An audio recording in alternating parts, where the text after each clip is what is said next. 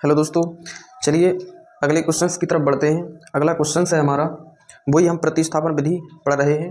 तो चलिए अगले क्वेश्चन है हमारा, करणी के अंदर 2x प्लस करणी के अंदर 3y बराबर 0, करणी के अंदर 3x माइनस करणी 8y बराबर 0। चलिए क्वेश्चंस को हल करते हैं, आगे बढ़ते हैं। प्रतिस्थापन विधि हम पढ़ रहे थे, तो उसी के क्वेश्चंस अभी बचे हुए हैं, उन्हीं को हम आगे कर रहे हैं। चलिए दोस्तों, दो रैखिक समीकरण दिख रहे हैं आपको। उन रैखिक समीकरणों को हम समीकरण 1 और समीकरण 2 मान लेते हैं, ठीक है।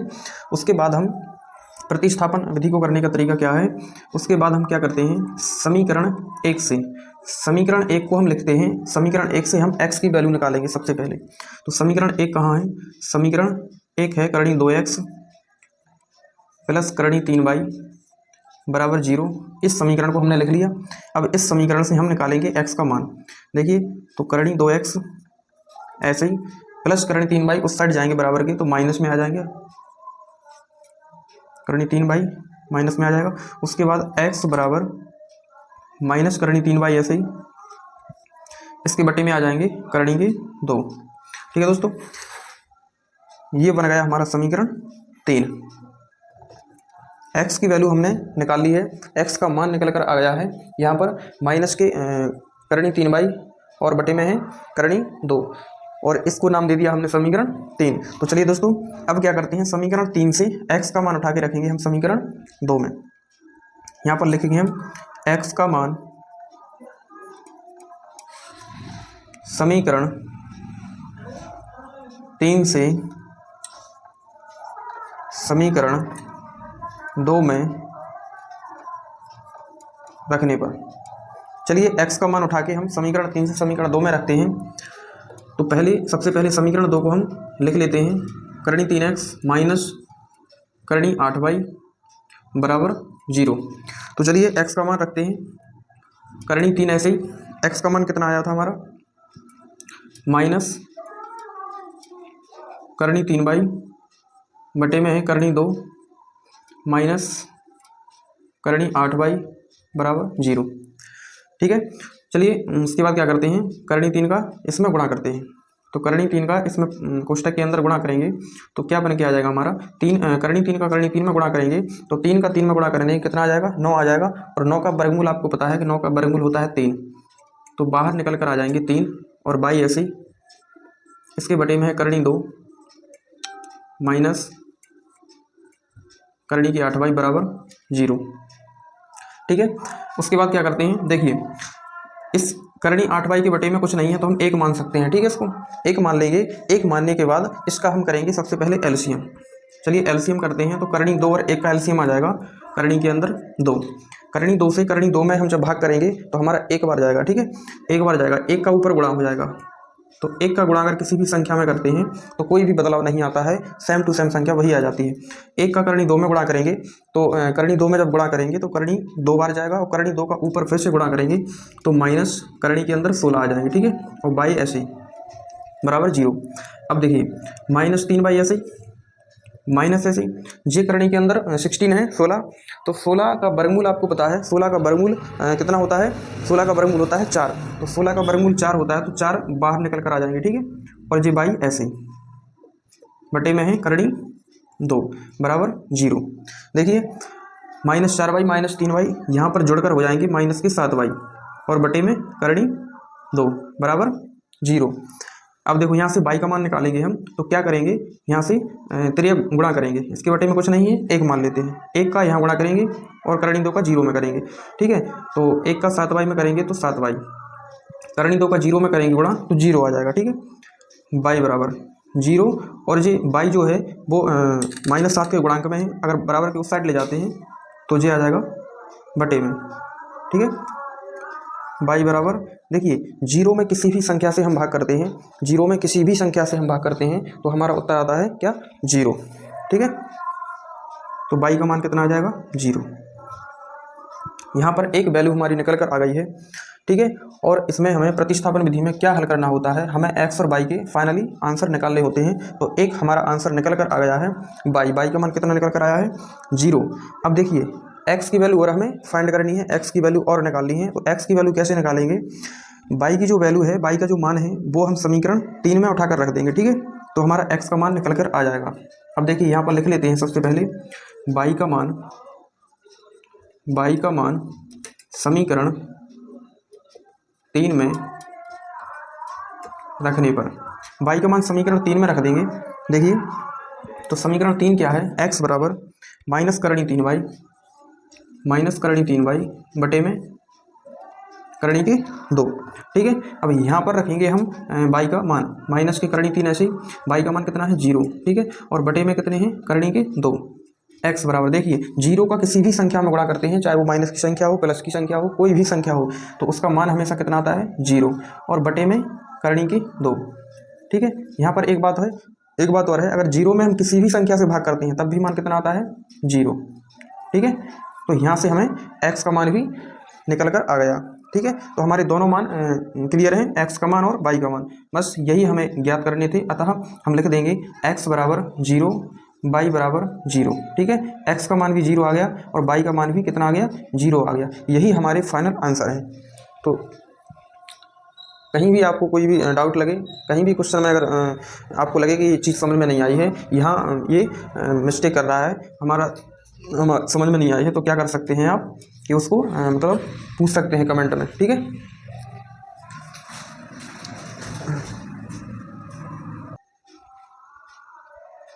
चलिए दोस्तों अगले क्वेश्चन की तरफ बढ़ते हैं। अगला क्वेश्चन है हमारा 3x/2 माइनस 5y/3 बराबर -2।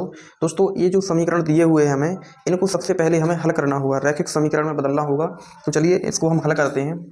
तो कैसे हल करेंगे, सबसे पहले देखिए, सबसे पहले हम इनका क्या करेंगे, एलसीएम करेंगे। 2 और 3 का एलसीएम कितना आएगा, 6 आएगा, ठीक है। फिर क्या करेंगे, 2 से 6 में भाग देंगे, कितनी बार जाएगा, 2 तिया 6, कितनी बार भाग चला गया, 3 बार। देखिए तो जितनी बार भाग जाता है उसका गुणा करते हैं हम ऊपर वाली संख्या में। तो ऊपर कितनी संख्या है, ऊपर है हमारा 3x। देखिए 2 का 6 में भाग देंगे, 2 तिया 6, 3 का ऊपर गुणा करेंगे, 3 तिया 9x माइनस 3 का 6 में फिर से भाग देंगे, कितनी बार जाएगा, 2 बार जाएगा। 2 का ऊपर गुणा करेंगे, 2 पंचे 10y बराबर -2 ऐसे, ठीक है। अब देखिए बराबर में संख्या है -2, इसके बटे में कुछ नहीं है तो हम 1 मान सकते हैं, ठीक है। अब इसका क्या करेंगे, हम 3 गुणा करेंगे। तो 1 का गुणा होगा 9x माइनस 10y में। तो 1 का गुणा हम किसी भी संख्या में करते हैं, किसी भी संख्या में करते हैं, अगर 1 का गुणा हम किसी भी संख्या में करते हैं तो संख्या बिल्कुल समान आती है, ठीक है। संख्या में किसी भी प्रकार का कोई भी बदलाव नहीं आता है, ठीक है। उसके बाद देखिए 6 का गुणा करेंगे -2 में, तो 6 का हम गुणा -2 में करेंगे तो कितना आ जाएगा, 6 दूनी -12, ठीक है। यहाँ पर आ जाएगा -12। देखिए ये हमारा बन गया समीकरण 1, इसको नाम दे सकते हैं हम समीकरण 1, ठीक है। बिल्कुल इसी प्रकार हम समीकरण जो दूसरा है उसको हल करेंगे। देखिए 3 का 2 में भाग देंगे, पहले 3 और 2 का एलसीएम कितना आएगा, 6। 3 का 2 में भाग देंगे, कितनी बार जाएगा, 2 बार जाएगा। 6 में भाग देंगे तो 3 दूना 6, 2 का x में गुणा करेंगे 2x प्लस 2 का भाग देंगे 6 में 3 बार, 3 का गुणा करेंगे y में 3y बराबर 13/6। अब क्या करेंगे, अब करेंगे हम 3 गुणा, 6 का गुणा करेंगे इस वाले समीकरण में 2x प्लस 3y में, फिर से 6 का गुणा करेंगे 13 में, तो इसका गुणा करेंगे 6 दूनी 12x प्लस 6 तिया 18y बराबर 6 का 13 में गुणा करेंगे 13 6 78, ठीक है। तो हमारा ये बन गया समीकरण नंबर 2, ठीक है दोस्तों, ये बन गया हमारा समीकरण नंबर 2। अब हमें 2 रैखिक समीकरण मिल गए हैं। अब हमें पता है हमें क्या करना है, ये प्रतिस्थापन विधि है। तो प्रतिस्थापन विधि को करने का तरीका है कि समीकरण 1 को सबसे पहले हम उठाएंगे, ठीक है। समीकरण 1 को उठाएंगे समीकरण 1 से, ठीक है। समीकरण 1 के कहाँ है, 9x माइनस 10y। समीकरण 1 है हमारा 9x माइनस 10y बराबर -12। यहाँ से हम क्या करेंगे, x का मान निकालेंगे। तो 9x ऐसे ही बराबर -12 ऐसे ही, जो 10 उस साइड जाएंगे तो बराबर के उस साइड जाएंगे तो इनका जो चिन्ह है, जो माइनस की संख्या है, बराबर के उस साइड जाके क्या में बन जाएगी, प्लस में हो जाएगी, ठीक है। यहाँ से x का मान निकालेंगे, -12 प्लस 10y, ये x के गुणांक में है 9, तो बराबर के उस साइड जाएगी संख्या तो क्या में आ जाएगी, बटे में आ जाती है, ठीक है। ये बन गया हमारा समीकरण नंबर 3, ठीक है। 2 रैखिक समीकरण, देखिए इनको हल किया। सबसे पहले 2 रैखिक समीकरण बनाए हमने। रैखिक समीकरण बना के समीकरण 1 से हमने x का मान निकाला, ठीक है। जो भी x का मान आया समीकरण 3 से जी जो समीकरण 3 बना है, यहाँ से x का मान आया है, उस x के मान को हम समीकरण 2 में रख देंगे। ठीक है, लिख लेंगे x का मान समीकरण 3 से समीकरण 2 में रखने पर। ठीक है, समीकरण 2 कहाँ है? समीकरण 2 को पहले उतार लेते हैं। 12x प्लस के 18y बराबर आ जाएगा हमारा 78। ठीक है, 12 ऐसे ही, x का मान कितना है? माइनस के 12 प्लस के 10y बटे में है 9, फिर 18y बराबर 78। देखिए सबसे पहले हम क्या करेंगे, ये 12 और 9 भी बटे में संख्या है तो हम इसको काट देंगे। ठीक है, 3 से काट देंगे, 3 चौके 12, 3 त्रिका 9। ठीक है, उसके बाद हम 4 का इसमें गुणा कर देंगे। ठीक है, 4 का गुणा करेंगे, 12 चौक 48 माइनस के 48 प्लस 4 का गुणा करेंगे 10 में, 4 दसारम 40, 40y बटे में 3 प्लस 18y बराबर 78। ठीक है, अब देखिए इस 18y के बटे में कुछ नहीं है तो हम 1 मान सकते हैं। फिर से हम इसका एलसीएम करेंगे, तो एलसीएम कितना आ जाएगा? एलसीएम आ जाएगा हमारा 3। ठीक है, 3 से 3 में भाग देंगे, 1 बार जाएगा, 1 का गुणा हम ऊपर करेंगे तो 1 का गुणा किसी भी संख्या में करते हैं तो वो संख्या समान आ जाती है। माइनस के 48 प्लस के 40y ऐसे ही, प्लस 1 का 3 में हम गुणा करें, 1 का 3 में भाग देंगे तो 3 बार जाएगा। अब 3 का गुणा होगा तो 18 3 कितने हो जाएंगे? 54y बराबर 78। ठीक है, बराबर 78।